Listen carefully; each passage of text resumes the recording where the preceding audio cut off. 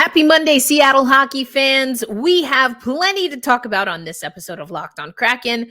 We went to overtime with Colorado, couldn't quite get the win, but let's talk about what we did like in that game. And then, of course, there was the skills showcase over the weekend. All that and more on this Monday episode of Locked On Kraken. You are Locked On Kraken, your daily podcast on the Seattle Kraken, part of the Locked On Podcast Network, your team every day. We are the Seattle Kraken.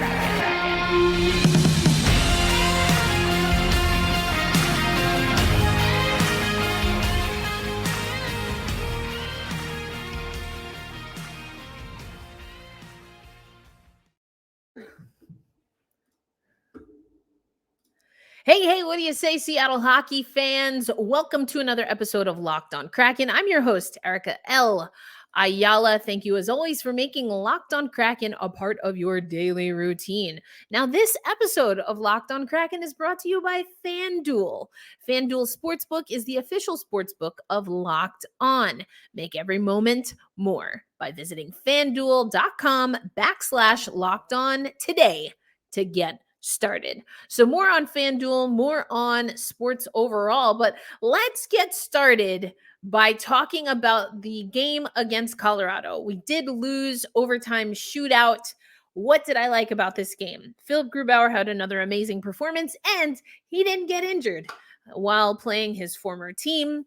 I also personally loved that Donnie boy Ryan Donato got a goal in this game. He got the lone goal in regulation for the Seattle Kraken, so I liked that. This was a tight game. I think we are starting to see the Seattle Kraken get their legs back. We're starting to see them adjust a little bit to some of the roster changes that they've had to make. We know that Jaden Schwartz is out. Undisclosed injury. Justin Schultz is out. We lost Andre Burakovsky. So no, it's not really a revenge game because he came over to us in free agency, but Andre Burakovsky didn't get a second bite at the Colorado apple, if you will. He is injured, and we'll hear we'll talk about a piece from Jeff Baker regarding Burakovsky's injury and the like. So it's been a tough stretch. I do think the Seattle Kraken have been fatigued in the last handful of days, or games, I should say, but we have some rest coming up. We take on the Vancouver Canucks on Wednesday, so we'll definitely be talking about that later. But overall, a solid game. Maybe not what we wanted, which of course is a win, because then we could have kept in the running for first place, but it didn't transpire that way. And you know what? That's just fine. Let's take a look at what we saw here in this game. Now, face-off percentage, it's not something that I usually focus on, but I am going to be keeping a keen eye on face-off percentage as the Seattle Kraken move forward. We did win the face-off battle against Colorado. You see the shots on goal were even at 27. Neither team was able to convert on the power play, but were able to push aside everything on the penalty kill. Hits is also something, I don't really focus on too much. So, what was really the difference in this game? If you look at the goal that Alex Newhook, scored in the second period, that was really a goal where Philip Grubauer made two fantastic saves. And you know me, I'm going to break down defense. There are two things that I noticed that really led to Newhook being able to find the loose puck and pop it over the shoulder. I believe it was glove side of Philip Grubauer. The first is Matty Beniers. Matty Beniers comes in on this right after the second point blank save by Philip Grubauer. He comes in, but he overskates the puck. Those things happen. It's hard for me to get really worked up over overskating a puck as it's bouncing around, as your goaltender's making multiple saves. I guess if I wanted to be nitpicky, and I do get nitpicky at times, what I would have liked to see perhaps instead of going for the puck is for Matty Beniers to body up in front of net.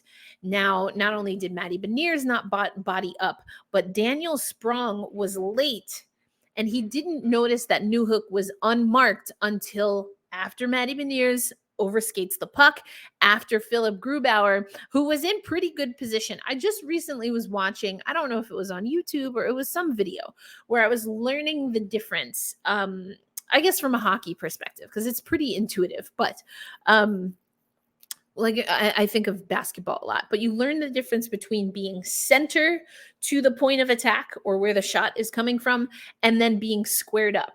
So right now I'm center. If you were, those of you on YouTube, I'm center, but my shoulders are pointed out almost as if I'm taking like a photo, right? You know how they make you turn your shoulders, but your head is looking at the camera.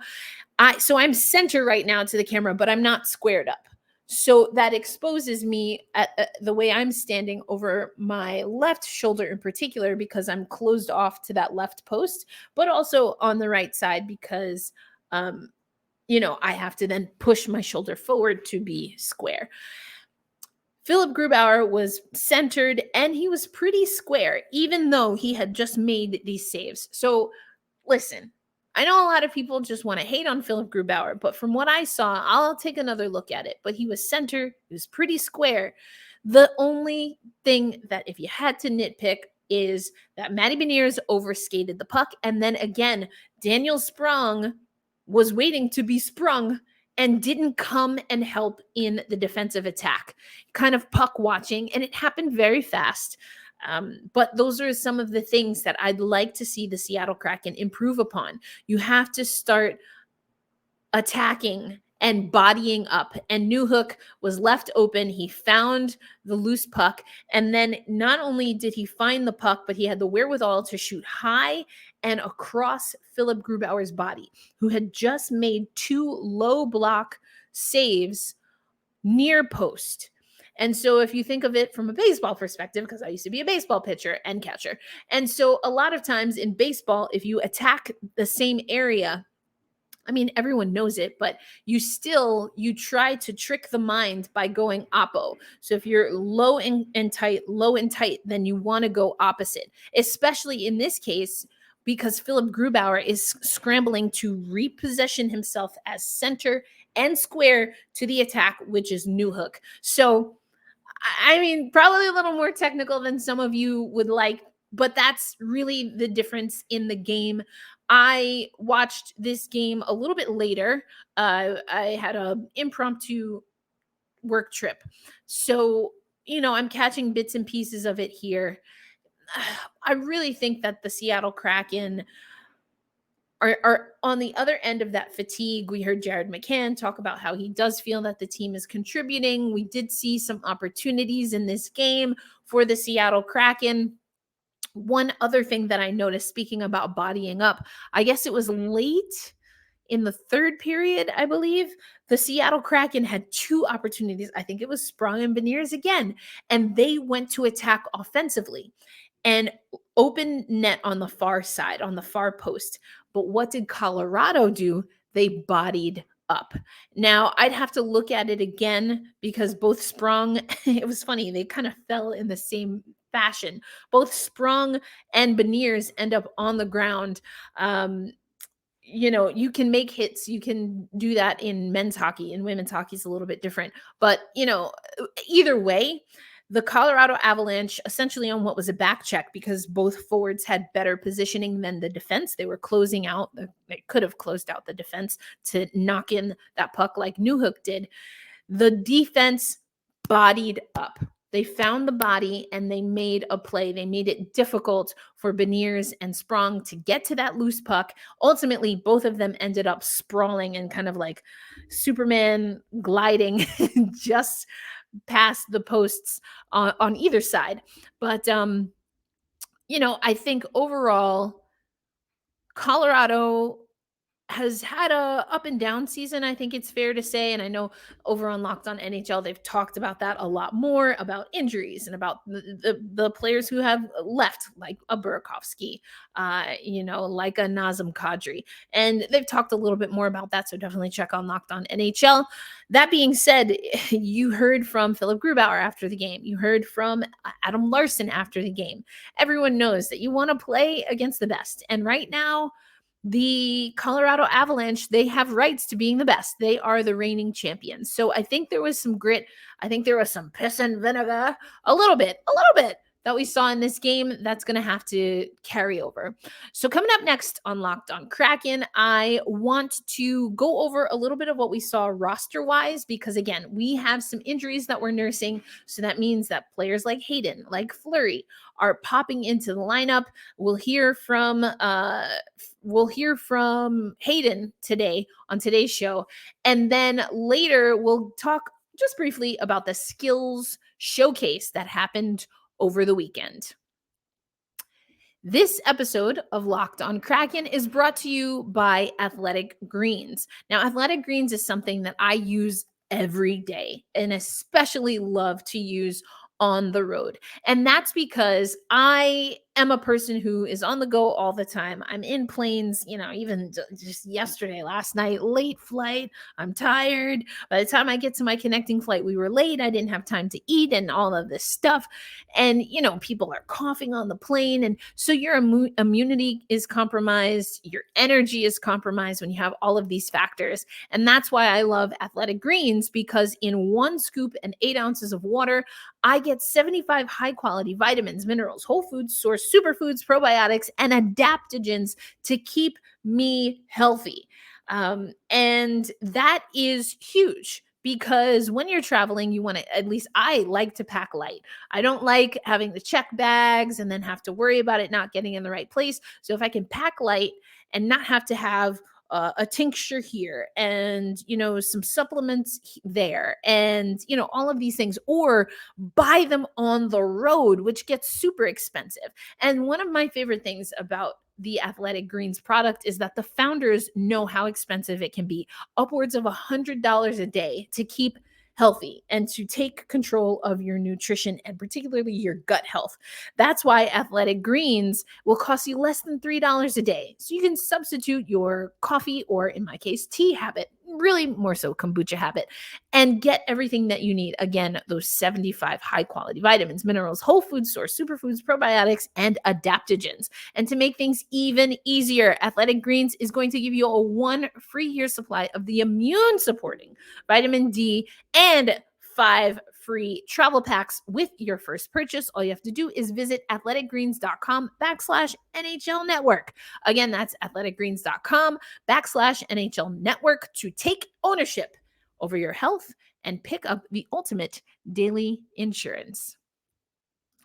Thank you, as always, for making Locked On Kraken a part of your daily routine. I am your host, Erica L. Ayala. I've contributed to the Seattle Kraken before they even had a name. And as part of their reveal, I have been published in the New York Times, Sports Illustrated, and also have called an NHL game. That's right. It was the Colorado Avalanche. They fell to the New Jersey Devils at Prudential Center last year on International Women's Day. I'm also a commentator for the Premier Hockey Federation, which is the women's pro league. And you can catch me bi-weekly as part of our Women's Hockey Spotlight segment over on the Locked On NHL show. We're going to have Commissioner of the Premier Hockey Federation, Reagan Carey, on Friday's episode. We'll also have a little teaser on Locked On Kraken later in the week.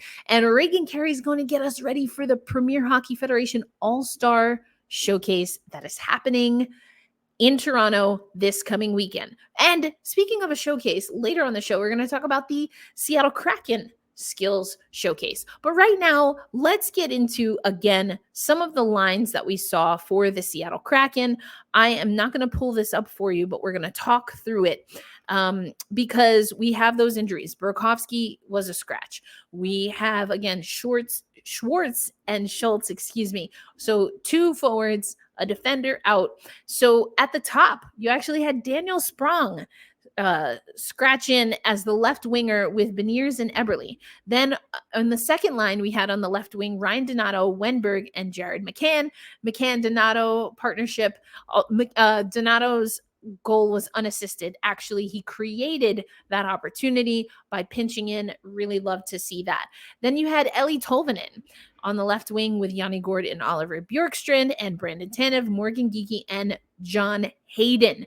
John Hayden comes up from Coachella Valley, and we're actually going to hear from him right now. He's talking about just coming up to the team, what's it been like for him, and the like. So here is John Hayden talking immediately after the loss to Colorado. Well, John, quite a game to jump back into the NHL lineup. And what's the biggest adjustment that you have to make when you're coming into a game like this?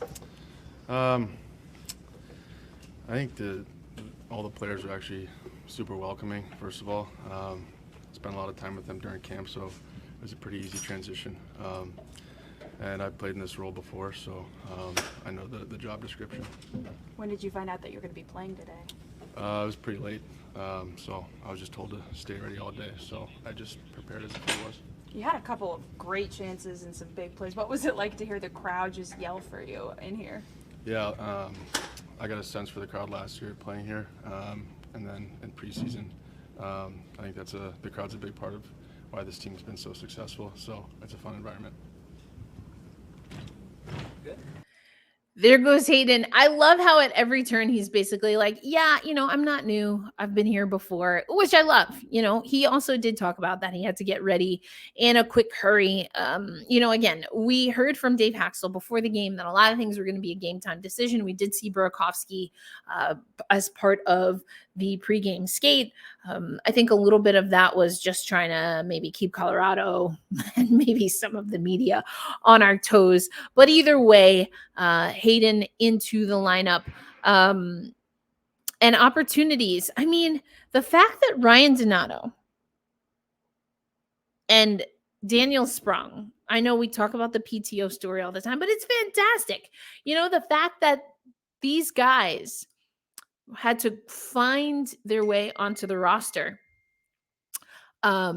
And it wasn't guaranteed. And now they're able to play these top minutes. Ryan Donato scoring 3 goals, in his last 2 games. And that's only what I can remember off the top of my head. So, I just love that. I love that story. But let's hear what Jeff Baker has to say in an article entitled "Kraken Emerge from Arduous Stretch, Confident They're NHL Contenders." And he speaks to Jared McCann in this story. Jared says, quote, "We've had a lot of games here of late, and I feel like we've handled them pretty well.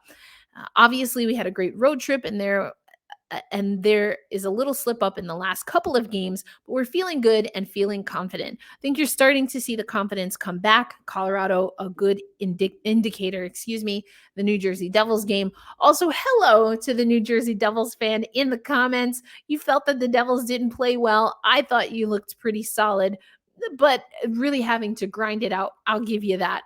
But either way, thank you for the win, and we'll see you next month." Anyway, the Kraken have all 4 lines buzzing is something else that Jared McCann has been saying. But also in this piece, Jeff Baker talks about how banged up the Seattle Kraken are. This is what he said about Burakovsky. Missed Saturday's game, a late scratch after partaking in the pregame warmup. Burakovsky appeared to take a slash on his wrist or hand in Thursday's morning skate, but still played that night and scored the winning goal in overtime. Thank you, Andre Burakovsky. Jaden Schwartz missed his 5th straight game for undisclosed reasons. Coach Dave Haxel said after Saturday's morning skate, he'd love to have a nightly lineup consistency, especially on defense, because again, Justin Schultz also out of the lineup. Quote, "But that's not a reality. We're on the back of a schedule right now where, since shortly after Christmas, we're 14 games in 25 days. So the reality of it is you're not going to have a full healthy roster as you go all the way through. All the more reason that you have to get good contributions and pretty solid games from Cale Fleury, who made it into the lineup, who takes Schultz's place. reports Jeff Baker, and of course, John Hayden coming into the lineup, as well as when you get Sprung moving up and Donato moving up in the lineup. This was another good game for Grubauer. Jeff Baker uses the term revenge game. Again, I'm not sure that was ever really a thing. Also, he's had a fair chance for a revenge game, but it was a solid game. In his last three starts, Philip Grubauer has stopped 85 of 91 shots in 3 games, writes Jeff Baker. He's 1-1-1 and has a save percentage of .914. That was against Buffalo, a .931 against Tampa, and a .963 against the Colorado Avalanche. So again, people, be nice to Philip Grubauer. He is not the problem. I don't know why the guys can't give him goal support, but that's maybe something that we have to get figured out. Some other notes that Jeff Baker puts in here: Kraken defenseman Vince Dunn saw his franchise record 9-game point streak end in Saturday's contest, and he had a chance. Was it in overtime or regulation? But he kind of whiffed on the shot. That was tough. So his streak is snapped, but hopefully we'll see him get back on track. The Kraken entered Saturday's game having not surrendered a power play goal to Colorado in their past 3 meetings. They'd gone 9 for 11 in killing penalties against Colorado and quickly fended off 2 more in Saturday's first period, the only penalties they took in the game. I love that we're seeing a little bit more discipline. Also talked about the power play for both teams, the penalty kill for both teams in the last segment. Coming up on Locked on Kraken, let's talk a little bit about the skills showcase and then take you over to an NHL article entitled Beniers and Kraken Growing Up Fast Together. That's coming up on Locked on Kraken. This episode of Locked on Kraken is brought to you by our new sponsor, FanDuel. We're really excited about our new sports betting partner for Locked On because they're the #1 sports book in the United States, and that is the one and only FanDuel. And if you're new to FanDuel, that's even better. They have so many great features that make betting on sports fun and easy. New customers, you can join today and get started with a $150 in free bets, guaranteed, when you place the first $5 bet. Just sign up at FanDuel.com/locked-on. FanDuel has your favorite bets from the money line to the point spread to player props. Plus, you even combine your bets for a chance at a bigger payout with same game parlay. So I like that we're moving to a different model, especially one where we can also get in on some women's sports. You know, I'm all about that. So, and if you're a football fan, this is a really great time to get involved with FanDuel because they are the official sportsbook partner of the NHL. So don't forget to place your first $5 bet to get a $150 in free bets, win or lose. That's at FanDuel.com/locked-on. Make every moment more with FanDuel, the official sportsbook partner of the National Football League. Hey, thanks as always for listening to Locked on Kraken, making us a part of your daily routine. I'm your host, Erica L. Ayala. We're going to get you out of here quickly. But first, let's talk about the skills. Thrills, and smiles, as Bob Condor put it, over the weekend as Team Drieger and Team Donskoy participate in the Seattle Kraken Super Skills Showcase. And that is where the Seattle Kraken roster is split into 2 teams. This time, Drieger once again looking to defend his title from last year. Last year, we had the 2 goalies, so it's Team Grubauer, Team Drieger. This year, Team Drieger, Team Donskoy. I'm really glad that they involved Jonas Donskoy.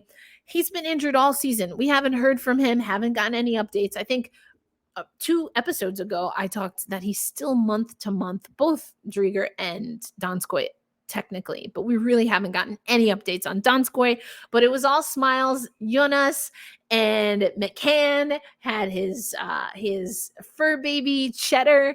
There were just so many smiles. Yanni Gord once again brought his daughter. It was a good time. So the 3-on-3 finale, the trophy went to Team Drieger, second year in a row. Daniel Sprong won the shooting accuracy contest. And, Morgan Geeky put on another show. He won the speed event for the second straight year. So, it was good. I love this quote from Morgan Geeky, who, of course, had a lot to say about his Mario Kart skills. So Morgan Geeky hammered, this is what Bob Condor writes, he hammered a 100-mile-per-hour shot on his first of 2 attempts and outdid himself with 104.8. A lot of people liked that we saw Nick Olczyk demonstrate how to do the accuracy shot. Geeky goes, I took last year's first place finish with a grain of salt. Excuse me. Geeky said, I took last year's first place finish with a grain of salt. Today was lots of fun. I do think there's a little bit of a trick to it.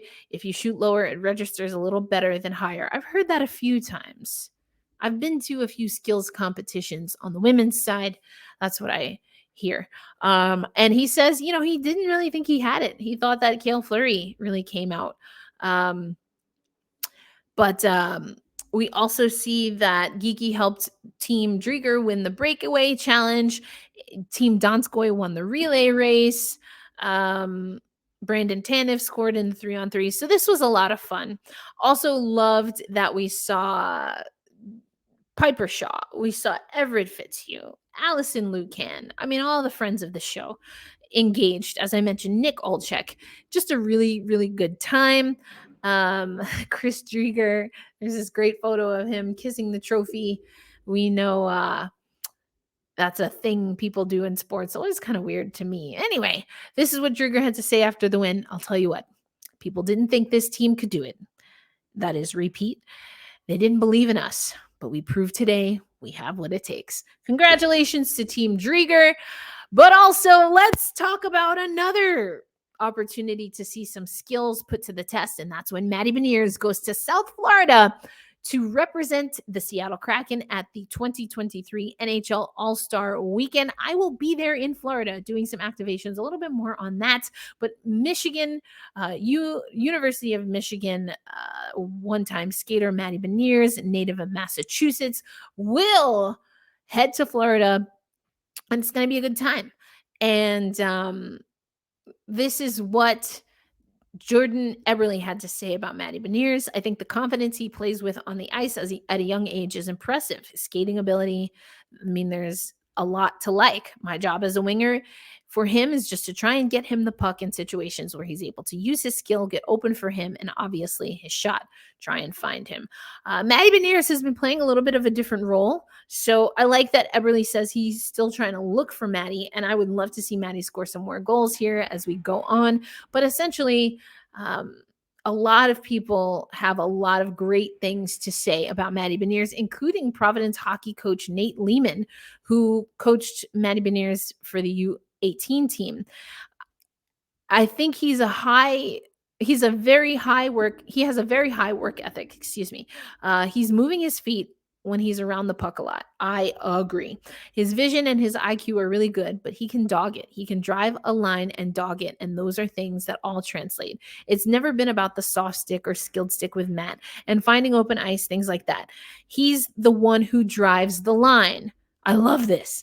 That can be the first guy on the forecheck, the first guy back. He can transport the puck. He's the guy who's always been driving the line that he's on.